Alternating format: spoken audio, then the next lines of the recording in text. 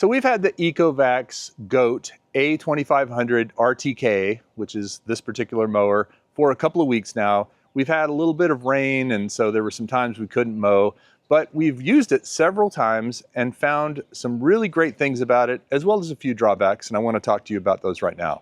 So first of all, it looks really cool, and it's kind of just this neat little magical thing going on in your yard. When my wife and I are sitting inside having our coffee and the mower's running, it makes us smile. We just feel like, oh, we're mowing the lawn without having to mow the lawn.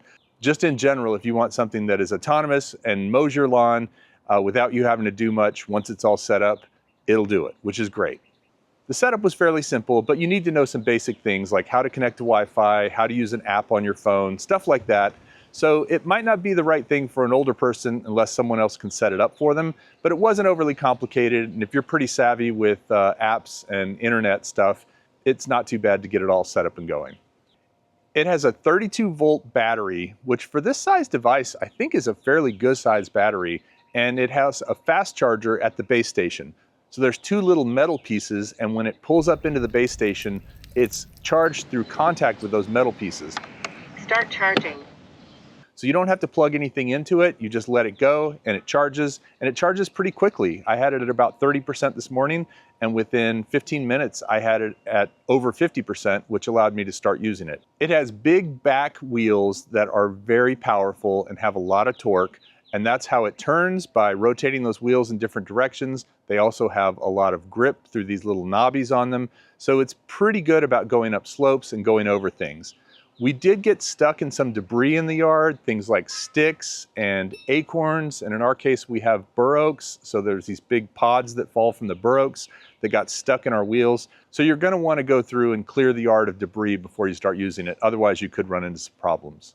So in terms of setup, I like the fact that it uses LiDAR and GPS, so you don't have to lay down any sort of perimeter cable or rope or anything like that. I think that was something you had to do with earlier versions of these type mowers, but now it is working with the RTK unit and the GPS built into it, and you can see very clearly on your phone or in the app where it's going to cut and where it's going to go, and it'll go right around obstacles because it has that LiDAR that will avoid obstacles.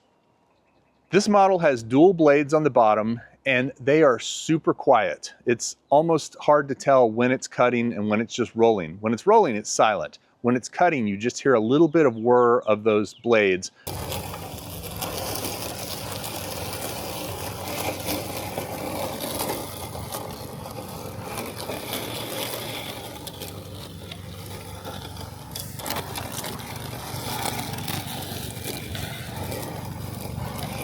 But it does a good job cutting with those little blades on the bottom. I don't know if they can be sharpened or replaced after a lot of use, but so far they've done a great job of cutting everything they roll over and not leaving a lot of little strands or anything. The software has a lot of options, which makes it a little bit hard to navigate until you get used to it. You might have to kind of go through and figure out where the mapping option is, where the ability to turn on the front camera is, which by the way is really cool. You can see the perspective of the mower as it's going from a camera. But all of that is kind of buried in a UI that's a little bit complex. Just spend a little time in the software and you'll get it eventually. And there's really only 3 or 4 things that you really have to do. But it also allows you, if you want to create zones, to create areas, and to create automation, so that if you want to just leave it out and have it running on a regular automated schedule, you can do all that in the software. So we are going to give it a shot here. We've got a little bit of an incline here, actually pretty decent incline here. It's going down right now, and it is going out to cut this pattern, which is this side yard, with things like air conditioning units and trees and a tree stump and all kinds of stuff in the way. Let's see how it does. Well, it's not having any trouble with this grass. It seems to not see this grass as an obstacle. But this grass is probably the ideal height for it to be mowing. And it's doing kind of a little bit of a strange diagonal pattern across the map. You can also set things like blade height and that's going to be how high it cuts the grass. You know, obviously it's not going to be like a huge difference between the highest and the lowest, but a little bit of a difference if you want it mowed a little higher or a little lower. Also, you can turn on different mowing modes where it's going to be more sensitive to avoiding obstacles or a little less sensitive to it, how close it gets to edges, things like that. That's all in the app, and you can set all that up before you start mowing. Let's see what happens when I just hit the return to charge. So it should come back.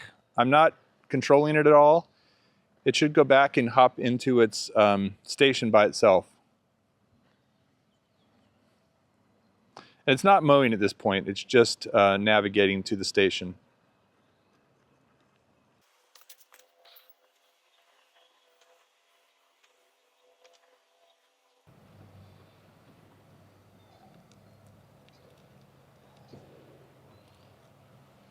Start charging.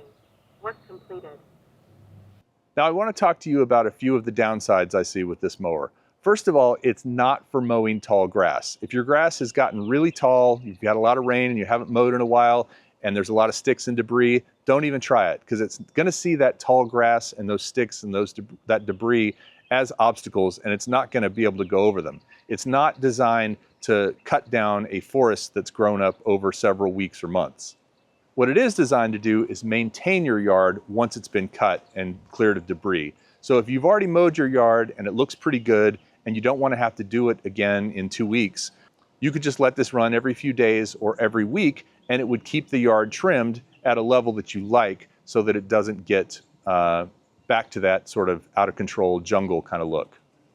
One other thing is it does say in the literature that it cuts really close to the edge, and I think it can cut fairly close to the edge, but you're still going to have to go back with a string trimmer or a weed whacker or whatever you want to call it and do some trimming along the edges, because it's not going to be able to get into corners and nooks and crannies, especially around things that it considers an obstacle. It'll get as close as it can, but count on the fact that someone's going to have to go back with a weed whacker and cut some of that down. It's just part of the deal when you're using this thing. When I first got the GOAT, I had some problems with the mower occasionally going off in random directions as if it had a mind of its own and wasn't staying in the map that I had drawn. I contacted ECOVACS, and they told me that the problem was it was losing connection to the RTK. All right, buddy, this is not where you're supposed to be. You're supposed to be over there. This was a known issue, and they had come out with the firmware update. So once I downloaded that firmware update and installed it on everything, I've been good to go ever since. So if you do have any problem with your GOAT going off in random directions, make sure you're on the latest firmware and make sure that your RTK is plugged in and has constant power going to it. I love it. Yeah, we're seeing if it works pretty well. Oh, wow. So who is the GOAT for? Well, this is definitely for someone who wants to keep a really nice, pristine looking lawn and doesn't want to have to mow it every few days or every week. It does maintenance, but it doesn't do big lawn jobs when the grass is really tall. So it would probably work out well if you have someone who mows your lawn, but you wanted them to come a little less frequently, to have to pay them a little less often, then you could use this to keep it maintained for a long period of time, and then they would come back and do another job.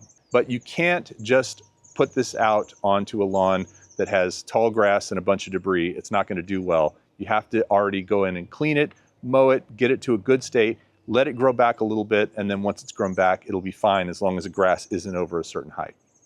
It does have the ability to climb slopes, and it does have a lot of power in those wheels, and it does have a lot of traction on those wheels, but I don't think it's designed for yards with a lot of elevation change, a lot of rocks, a lot of obstacles, even though it can go around them.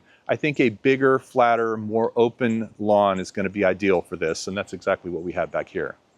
So the ECOVACS GOAT A2500 RTK, what a name, we just like to call it the GOAT, is a really interesting product. I've actually always wanted one of these things, but I don't know that I would have bought one. Now that I have it and I'm using it, I could really see its value in maintaining a yard.